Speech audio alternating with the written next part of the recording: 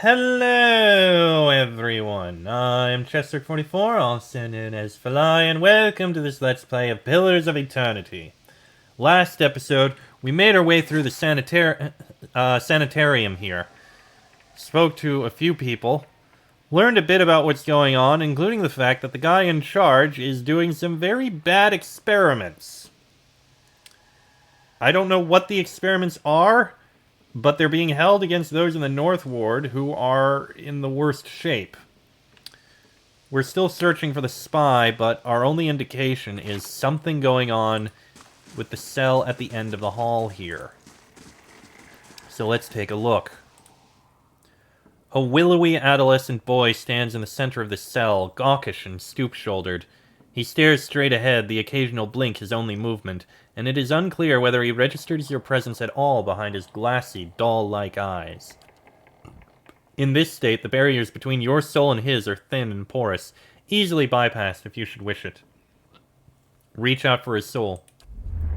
You close your eyes and edge forward toward the boy's soul, and as you near, a sudden malaise comes over you.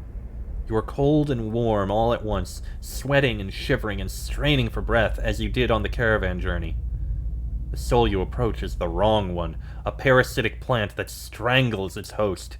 It is predatory and pitiless, and you have crossed paths with it before. Too late does it occur to you to retract, and already you feel yourself plunging into some interminable abyss of thought and memory. You are standing in a cell now, the same cell in the sanitarium. The halls are moonlit and empty, and you are waiting. At the far end of the ward, the door opens, revealing a flesh golem in silhouette beneath a stone archway. It makes its usual rounds, the same stops every time, the misbegotten child of despondent creators. When the construct is close, you coil yourself up and spring forward, passing out of the boy's body as though it were a membrane. You can sense his body behind you collapsing to the floor, a puppet whose strings are cut. You are rushing toward the golem now, bodiless as a gust of wind. Quickly you think to yourself, quickly, and you feel the strength hemorrhaging from your soul as you dart toward the makeshift abomination. You pass into the golem's shell and overtake the soul implanted within, encircling it, suppressing it, and contained in this new vessel you are strong again. You step heavy-footed down corridors, unheeded by the other constructs, and scrutinized only by the wary, untrustworthy eyes of the mad, coming at last to an office piled with books and scribbled papers and the perverse implements of animancy. You set your oversized hands upon a large machine. A nest of globes and tubes and coils in the center of the room, and go to work, bending wires and unsettling alignments.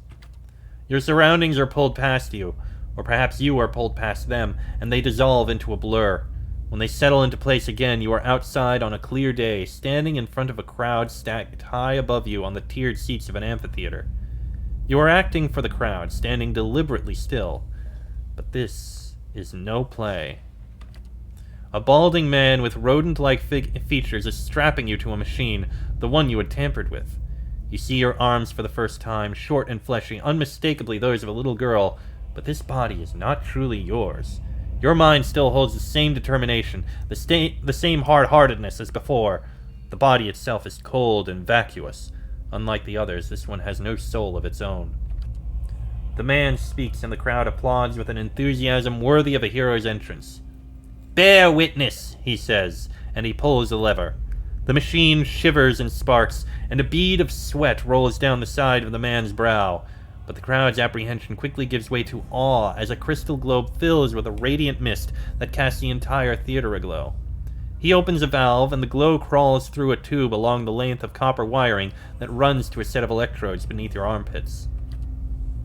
You feel nothing when it reaches you, as it should be, for you have been leading his work astray periodically for some time, altering notes and settings and playing puppeteer for Hollowborn.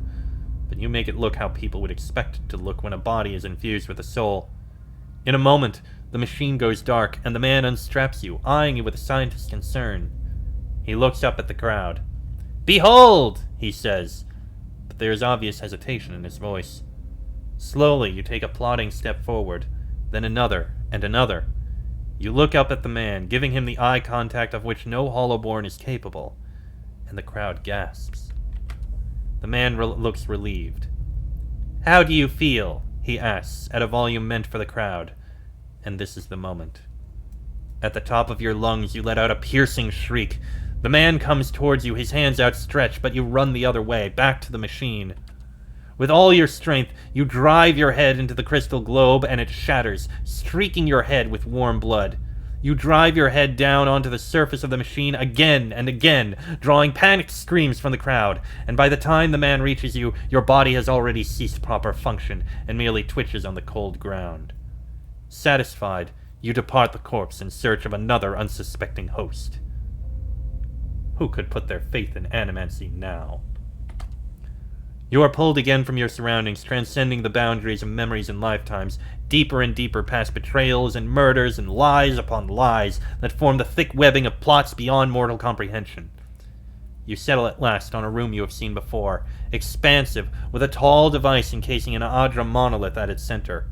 The room is filled with people, and the people all look at the device. You are yanked suddenly back to reality, and the once catatonic boy in the cell is looking directly at you, appraising, calculating. There is no mistaking now that it is the soul of the man who caused your awakening that gazes out from that borrowed husk. A watcher. I believe we share a common past. I'm just looking for some answers. Is that so? He makes no effort to hide his disinterest, but he continues to search your eyes. He makes a slight grunting noise, and his eyes soften for an instant, and it seems, for that moment, that he recognizes you. He opens his mouth to speak, then seems to think better of what he was about to say. His jaw tightens. I know that look.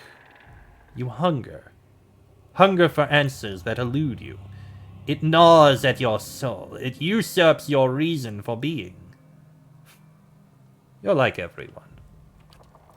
I will help you let go. He dodges backward with startling grace, putting himself out of reach. On his face there is no malice, only the dispassion of a farmer putting down a sick animal. Then suddenly, he slumps forward. Oh crap. Oh.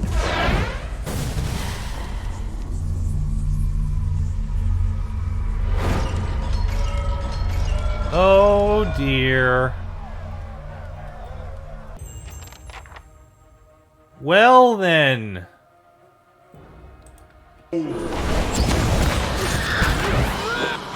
Everyone's gone mad.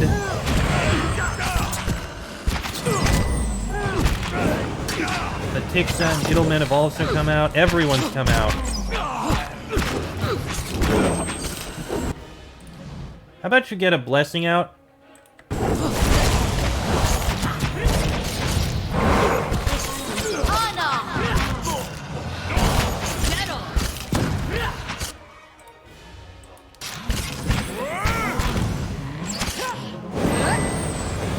Okay.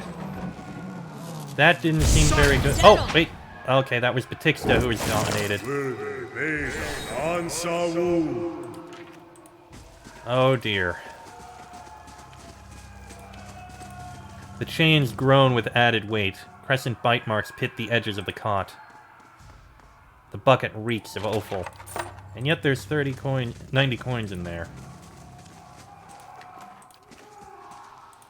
Oh crap. I don't know if that was it, but let's get out of here quickly. Oh no. Let's go. The constructs have all woken. Okay, we've got fighting going on now. Let's go.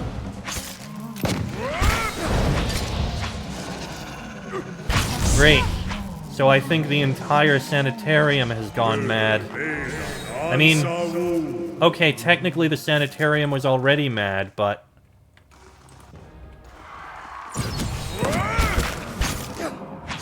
Get on. We need to do what we can. Clear out what we can. Save anyone we can.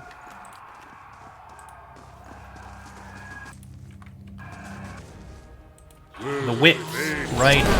There was a room filled with wicks.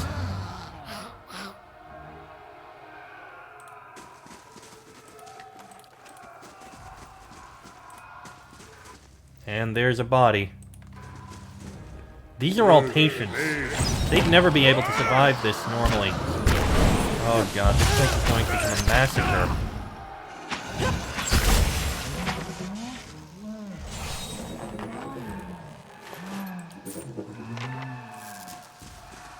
Is there anything else in this room?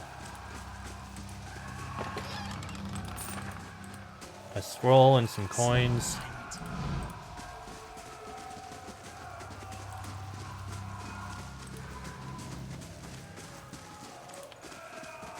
Great.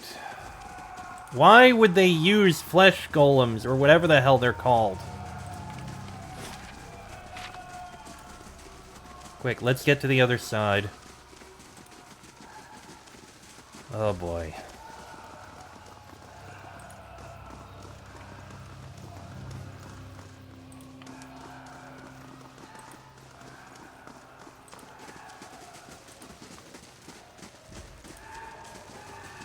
I don't know if there are any survivors around here.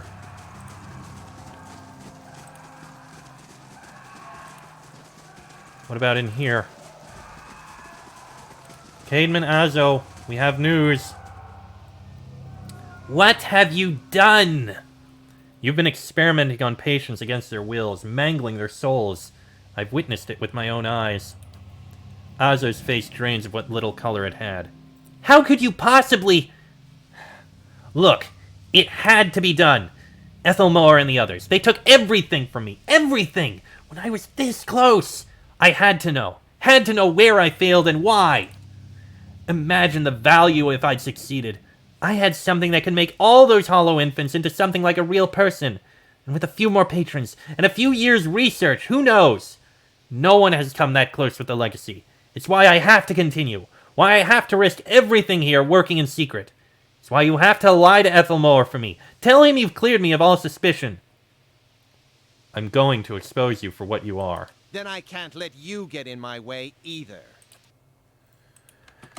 I'm sorry, Azo. I'm not going to allow it. Those who do these kinds of things. Okay, we've already dealt with Graham. Azo's research journal. I'm close to a breakthrough. I have found an ample source of essence now, and the vessels have responded positively to infusion with the proxy. Human trials are the next logical course. I'm sorry, Azo. Even if you were being... Even if all this was happening because someone was sabotaging your work, can't allow this to continue.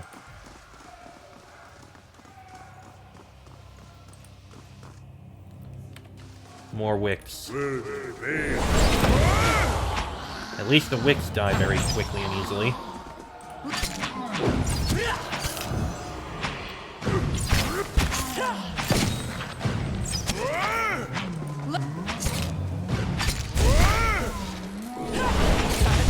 Almost.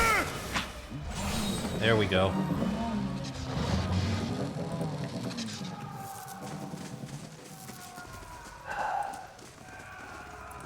Everything you'd done had been sabotaged.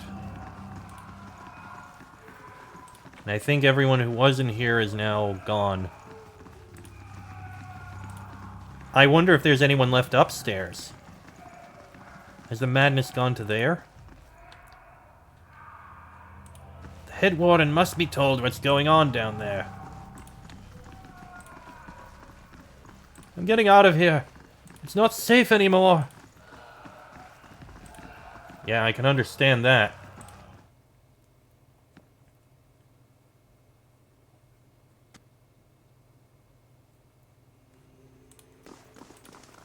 Alright. Head warden... Okay. What the blazes happened down there? You were given permission to ask questions! It's... complicated. A patient of yours, Usgrim, was working for the Leaden Key, only without realizing it. Azo was being influenced by a patient, but that patient really wasn't himself at the time. You finish your explanation and Ethelmare breaks his silence. I have read accounts of people in history who could do what you describe, The accounts are few and brief, and never reliable. Some go as far as to suggest that they are all the same person. If truly such a person was here among us, plotting our ruin, would that I had a body again and could be of some real use in our time of need. I fear what the future may hold for this place. I am grateful you were able to dispatch the threat before there was loss of innocent life. We very nearly had another scandal on our hands. What of Azo? What part of did his experiments play in this catastrophe? I confronted Azo. I was forced to kill him. Ugh, such a waste. There was none more gifted working here. In time, I had hoped to rehabilitate his image, but a mind like his, so full of ideas, leaves little room for patience. I would inquire more into the matter, but in truth you have done this institution a favor. Were his transgressions ever to reach the public, there would be a terrible uproar. I was blind to have trusted him a second time. His tone takes an ominous quality that reverberates all around you. I trust you will be more cautious in future inquiries. Gods keep you. Anything new? No, nothing else. That seems to be the end of that. Sadly, it seems that's all that could be done with that. Our next quest, I suppose, will probably be Undying Heritage. Heading into that tower that we found over to the west. As is, though, I think we should probably take a rest first. If we have any items that we can sell... Do we have any items that we can sell? I guess we have a few items that we can sell. Not much, but some.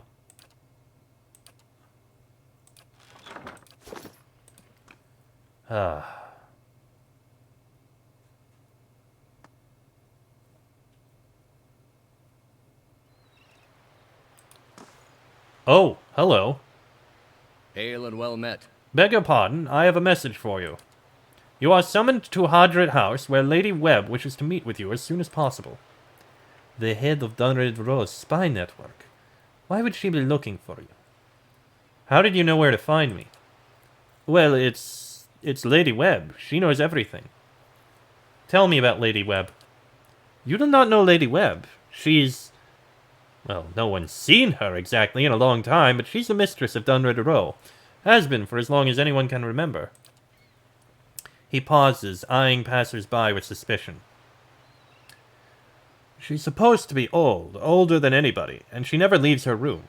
Some say she's wasted away, and she's just a pile of bones kept animated by dark magics. She's still at it, best anyone can tell. Learning things, keeping us safe, pulling the strings behind the throne, too, it's said. Has a ring of ciphers doing her bidding, telling her everything that goes on. You do wrong in this country. Before you go asking the gods for forgiveness, best you ask Lady Webb first. What's Dunred Row? A whole mess of ciphers run out of Hadret House. They make it their business to keep the peace, but they don't like you to see them do it. Problems in the city have a way of going away on their own, and when that happens, you can make a pretty good guess as to why. Where can I find Hadret House? It's just over there, my lady. The southwest corner of Brackenbury. I'm pretty sure we should talk to her then. The Duke's ordered you to return home. The safety of the republics is being decided here. If I do what needs to be done, there'll be time enough to beg forgiveness when the dust settles. You must do what you feel is best. I understand. Right. Anyway, let's head over here. Oh. As you near the apparition, you are overcome suddenly by a powerful anxiety that sits like a stone in your stomach. The feeling is not quite real, the recollection of an emotion rather than the emotion itself. It wrenches your insides, nevertheless. The apparition's brow is tensed, a look of concern playing across its face. The other missionaries say you have been neglectful of your duties. My mind has been elsewhere. Oh? And what troubles you? The pain in your stomach deepens, and you feel for a moment as though you are about to be sick. Your mouth has gone dry. Forgive me, Eminence. I wish to leave the Order. The man folds his fingers together and presses them to his mouth, thoughtful. You have been an apt student, and your convictions have inspired those around you. May I ask what has changed to make you feel this way? The people we intended to convert, they committed unspeakable acts, sacrifices, mutilations. The apparition exhales slowly and its lips press together, a sympathetic rapport in its eyes. It places its hand on your shoulder. These are the ways of the heathen world. Surely the gods would do better to destroy us all and start anew. Perhaps they would. It may come to that one day. This is why we must not fail. The heathens are beyond the gods' reach. They do not know better.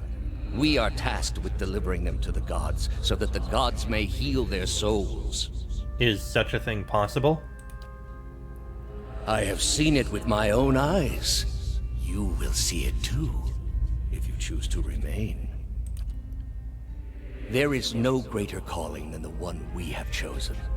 Neither words, nor wealth, nor battle will end this suffering. Only the gods. Will you give them that chance? The knot in your stomach seems to loosen all at once, and the anxiety is replaced with something else entirely. Something warm and soothing. And it is something you know you can never repay. As the vision fades, you start to become cognizant of the many odd looks aimed in your direction. Your last response echoes in your mind. I will. Very curious. Alright, we still have some time this episode. Let's go to Dunrid Row and speak to this Lady Webb. I wonder what she wishes of us. Let's see. Do you have anything to say, Hello? Curran? No. Probably upstairs, I think.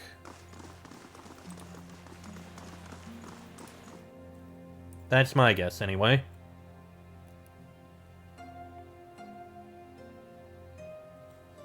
Yes, it must be in this room over here. Lady Webb, we'll see you now.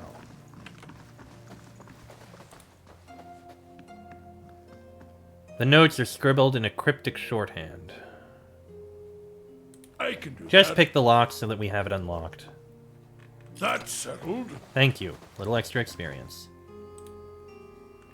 This woman clutches a thick stack of parchment with spindly, wrinkled fingers, their flesh stretched thin to near translucence with extreme age, a gossamer veil over pale blue veins.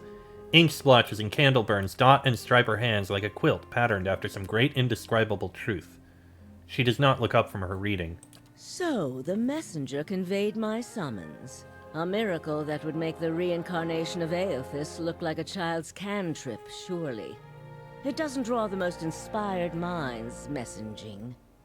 They failed me so many times of late, I nearly sent a cipher after you instead. So this is the Watcher who took over Cad Noir.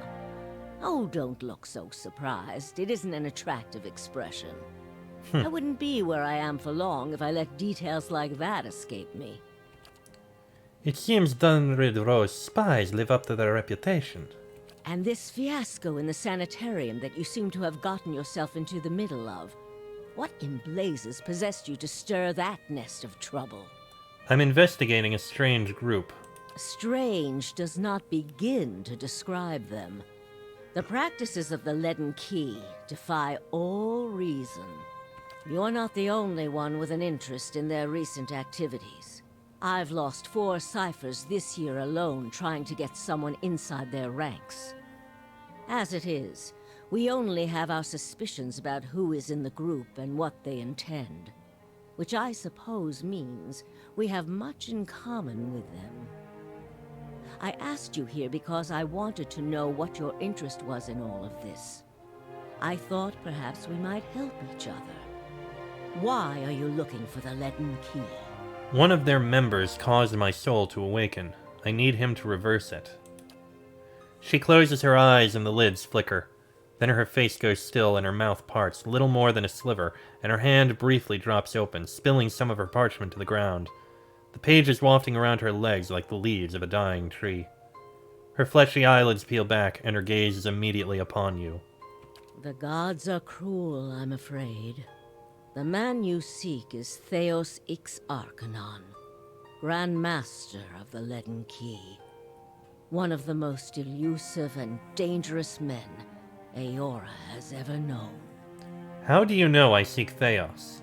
Because you have seen his face, and that makes it a simple matter for me to see it. You even happened to catch him in his ceremonial garb, it seems. Must have been a special occasion. What can you tell me about Theos? More than most, though very few would know so much as his name. And there is no way of knowing how much of what I've read is true. The Leaden Key dates back more than 2,000 years. If rumors are to be believed, Theos was the one who created it. That makes him very old indeed. What scraps of evidence exist suggest that he has died many times, only to be reborn each time exactly the same man. Awakened during adolescence, with all the knowledge and experience of all his lifetimes. The plots he orchestrates sometimes take hundreds of years to bear fruit. Needless to say, this is not the natural order of things. But he is said to be one of Woodica's favored, and that old bat was never one to let rules get in the way of favoritism. Is that so? That may also explain another supposed gift of his. His body is no boundary to his soul, and he is known to take possession of others, if their souls are weak enough. Often it is for elaborate deceptions, but sometimes he simply forces them to kill themselves. He is not known for his generous supply of pity. That explains a bit about what happened in the Sanitarium. He is also not one to show himself in any but their most critical matters. If he has directly involved himself in whatever the group plots now, it may be your only chance to find him. And once you do find him, if you can find him, I would not hold my hopes too high if I were you. He is a driven, single-minded man. He will not have the slightest concern for your problems. And how do you know so much about Theos? The same way I come by all my knowledge. Exhaustive research, spying, bribery, perhaps some less savory measures. Whatever the knowledge demands, I pay in full. There is nothing of greater value.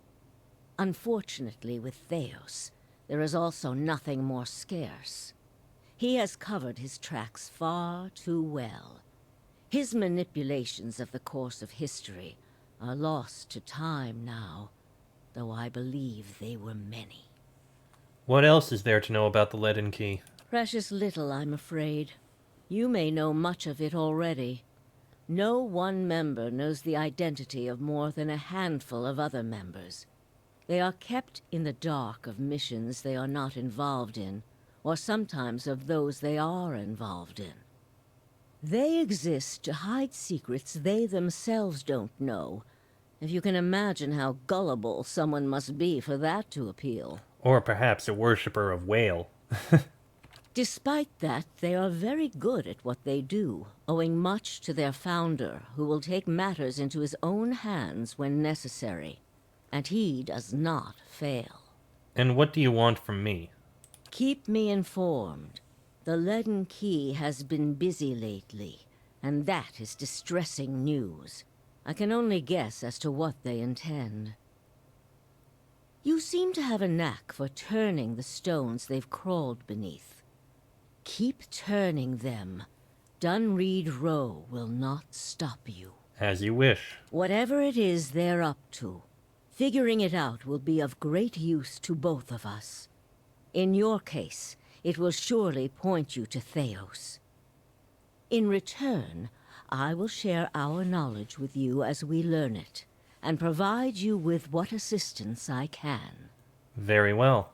If you find your trail has run cold, come to me with whatever you have. There is much I may be able to do for you. There is something I can tell you about the Leaden Key's operations. Well, let's hear it. I found Theos in Brackenbury Sanitarium impersonating a patient. He was trying to damage the public's opinion of animancy. Forgive me, it is unlike Theos to leave witnesses.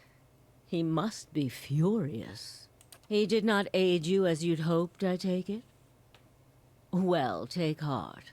With any luck, when he has finished his business, he will surely come and find you again, if only to kill you while you sleep.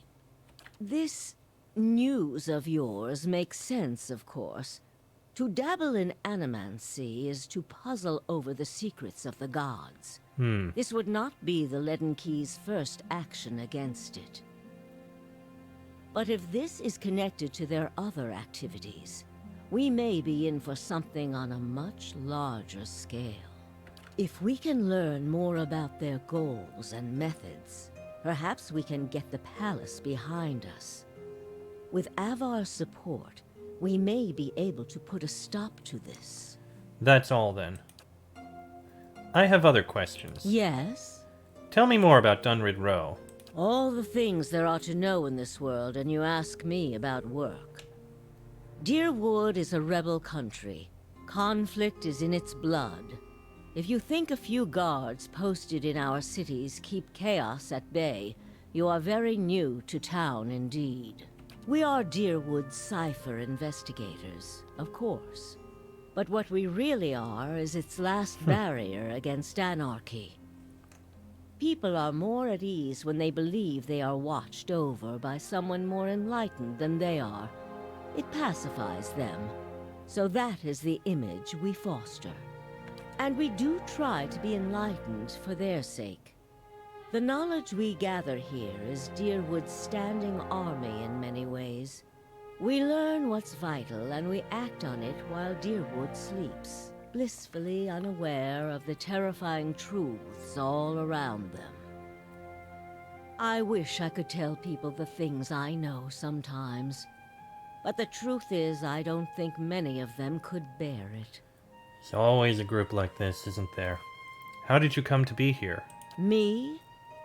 I started this place, in a different time, under a different Duke. I impressed the Duke with my research and my work ethic, and he became possessed of the notion that I would be ideal to lead a secret network of gifted investigators. I don't know how such an idea got into his head. And she winked. Right. How old are you? She gives a half-hearted gasp and covers her mouth with her fingers. You wicked woman, where are your manners? Were you raised without a shred of decency? I lost count ages ago. Such a strange thing to celebrate, getting closer to death. Oh, I've had my share of work done to prolong my existence, if that's what you're wondering. I'm not ashamed of it. I'm not done here. There are things I still wish to learn. And I'll be the effigy if I let Bereth carry me off before I'm through. There was a time when I considered enlisting the theorems of Pondgrum to extend my life indefinitely. I found the thought of devouring my political enemies to sustain my own life greatly appealing. I must have gone soft with age. Sure. Are you psychic? If you are hoping I can look at your hand and tell you whom you should marry, you can just wipe that notion from your mind. I do not know what will happen tomorrow. That is what I pay spies for. Being a cipher is not unlike being a watcher. You notice more about what is already there. Many can hold an object and know where it's been, or peer into the thoughts of people around them.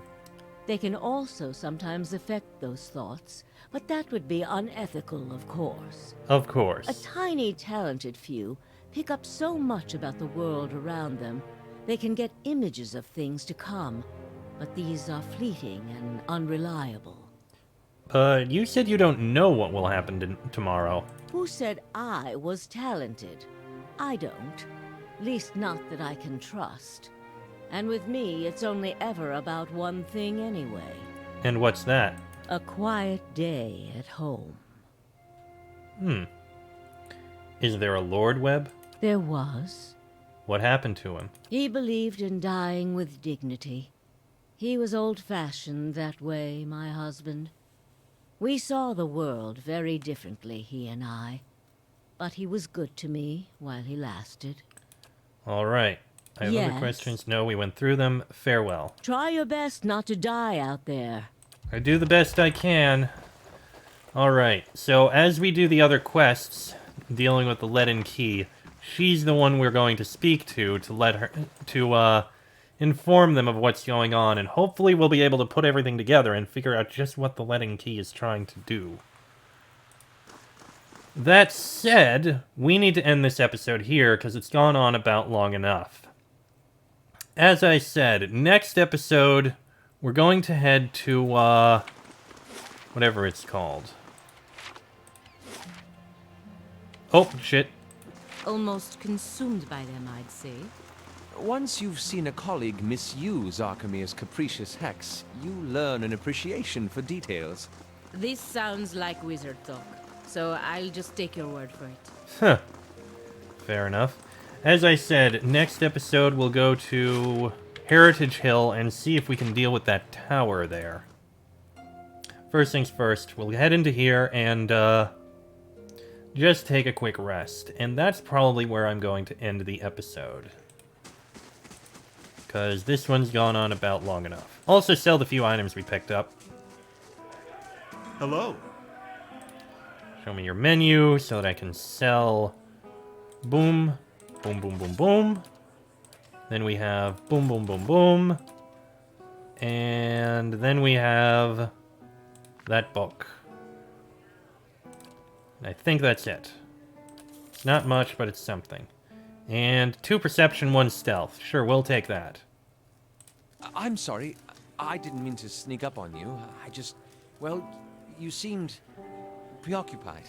You've just begun to stretch and soothe the aches from your body when you feel Aloth over your shoulder. He looks away quickly when you notice him, kneading his hands into squirming fists. What's on your mind? I suppose I've just noticed you acting a little, unusual lately. Talking to people who aren't there, remembering flashbacks of your previous life. I just want to make sure you're doing all right. Are these symptoms sounding familiar? You know me too well. But it does seem that our afflictions differ.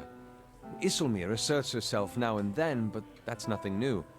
You, on the other hand, you seem to be getting worse. I should let you rest. It looks like we'll have another full day tomorrow. As you say. Alright, as said, next episode, Heritage Hill. We'll see what goes on there. Till then, I'm Chester44, also known as Fly. That is Laniara, Palagina, Durance, Aloth, Kana, and Sagani. This has been a Let's Play of Pillars of Eternity, and I shall see you all next time.